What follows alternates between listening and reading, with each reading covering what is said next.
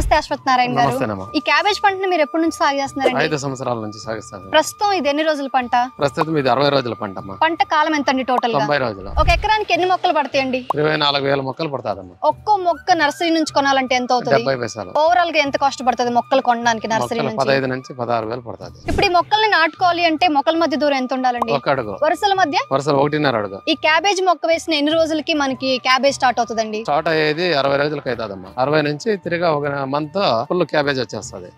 90 days కి ఇది cabbage full అవుతుంది. మార్కెట్ పంపించచ్చు. మీకు దగ్గరలో ఉన్న మార్కెట్స్ ఏమి ఉందండి? మాకు ఎండపూర్ ఉంది, గరీబ్నూర్ ఉంది. ఇప్పుడు మార్కెట్ లో కేజీ క్యాబేజ్ ధర ఎంత ఉందండి? 20 రూపాయలు ఉంది. హైయెస్ట్ కేజీ ఎంత ధర పలికిందండి? 80 రూపాయలు పలికింది. ఈ 90 రోజుల పంట కాలంలో ఎన్ని సార్లు కలుపు తీయాలండి? 3 సార్లు.